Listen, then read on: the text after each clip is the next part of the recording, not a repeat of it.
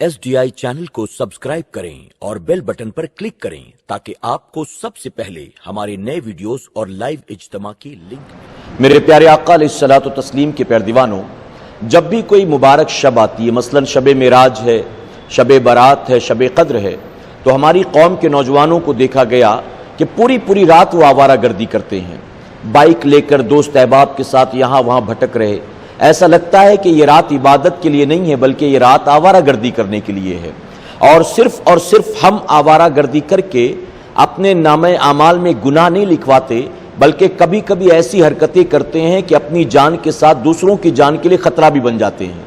वो नौजवान जो बाइक से रेस लगाते हैं हाईवेज पर, जो स्टंट दिखाते हैं, विली मारते हैं, ट्रिपल सीट बैठकर निकलते हैं, बड़ा ताज्जुब होता है देखकर कि इन मुसलमानों को शायद इन रातों की अजमत का अंदाजा नहीं है। अगर इन्हें पता होता कि ये रात कितनी अजमत वाली है, कितनी बरकत वाली है, तो यकीनन वो आवारगी के रास्ते पर ना चलते, बल्कि अल्लाह के घर में बैठकर अल्लाह की इबादत करते, तौबा और इस्तगफार के शर्म और नदामत के आंसू बहाते।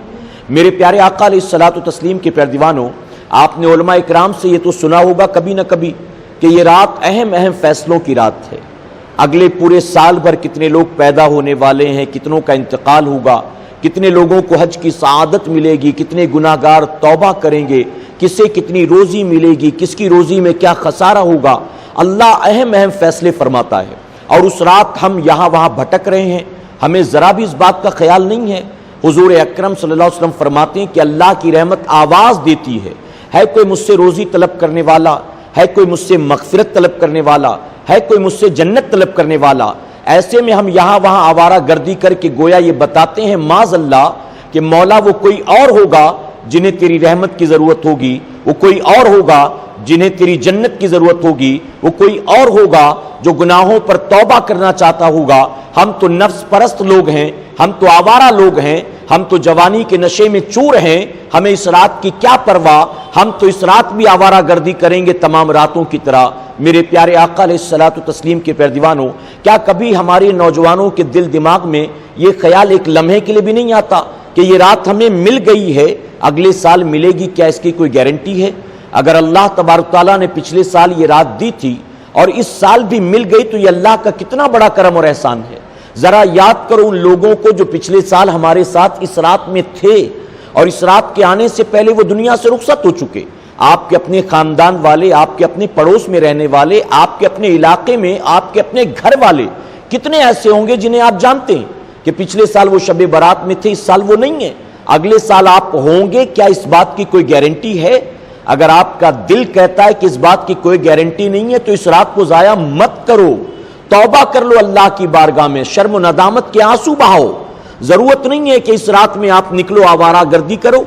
चौक चौराहों गली कूचों पर वहां चाय अच्छी मिलती है, वहां का फ्राइड राइस अच्छा होता है, वहां का नूडल्स अच्छा है, वहां का लॉलीपॉप अच्छा है, माज़अल्लाह पूरी रात ये सब कुछ करना।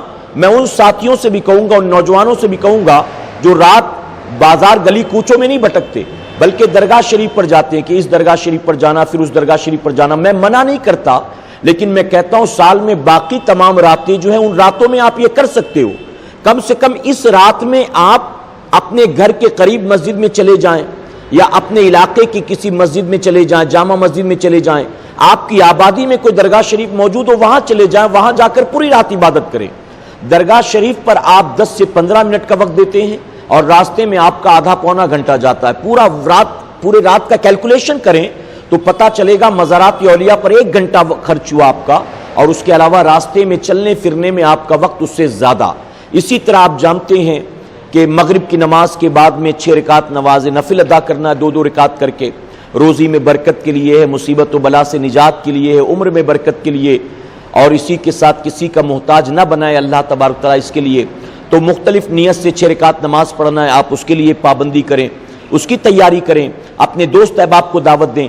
इसी के साथ साथ आपने ये भी सुना होगा कि इस रात जो 7 बेरी के पत्ते पानी में जोश देकर उससे गुस्ल करे, अगले शब बारात तक उस पर जादू टोने का कोई असर नहीं होगा, टोने टोटके का असर नहीं होगा। इस रात जो सुन्नत के मुताबिक सुरमा लगाए, यानी नियत जीनत की ना हो बल्कि आका की सुन्नत की हो, اگلے پورے سال بھر تک کے لیے اس کی آنکھیں ہر طرح کی بیماری سے محفوظ ہو جائیں گی.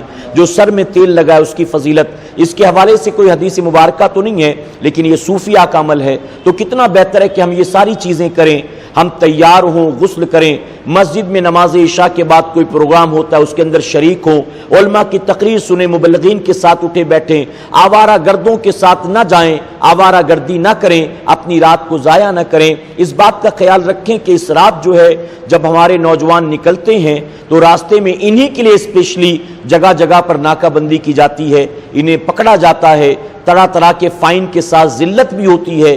آپ نے یہ دیکھا ہوگا کوئی وداؤٹ ہیلمٹ جا رہا ہے، کوئی وداؤٹ لائسنس ہے، کوئی وداؤٹ ڈاکومنٹس ہے، کوئی ٹرپل سیٹ ہے، کسی نے 4 لوگوں کو بٹھا رکھا ہے.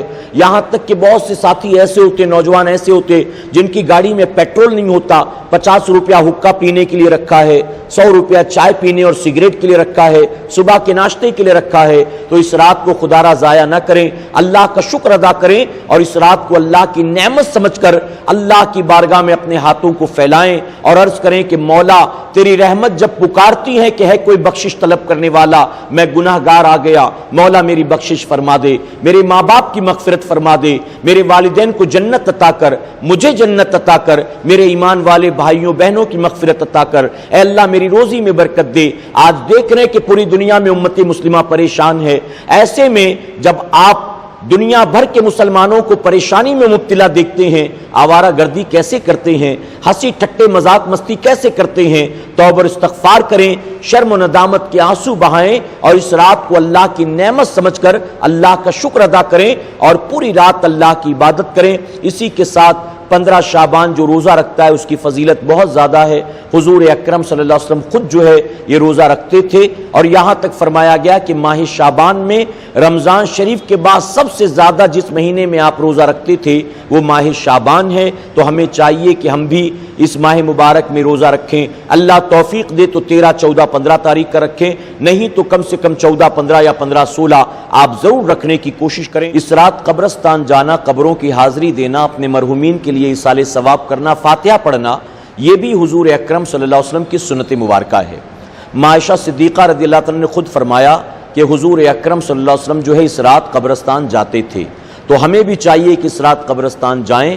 جب قبرستان جائیں تو اس بات کا خیال رکھیں کہ وہاں جا کر کوئی دنیاوی گفتگو، ہنسی مذاق، بات چیت، واٹس ایپ، فیس بک، یہ ساری چیزیں نہ ہو، اس سے پرہیز کریں. قبروں کے درمیان جوتے چپل پہن کر نہ چلیں. آپ قبروں کے اوپر جو ہے اگربتی وغیرہ نہ لگائیں، ہری پتیاں، پھول وغیرہ لے جائیں، قبروں پر ڈالیں. حدیث مبارکہ میں آتا ہے کہ جب تک وہ چیزیں ہری رہیں گی، تر رہیں گی، اللہ کا ذکر کریں گی، اور جب تک اللہ کا ذکر کریں گی اللہ قبر والے کے عذاب میں کمی فرمائے گا. تو قبرستان ضرور جائیں، آوارہ گردی سے اپنے آپ کو بچائیں.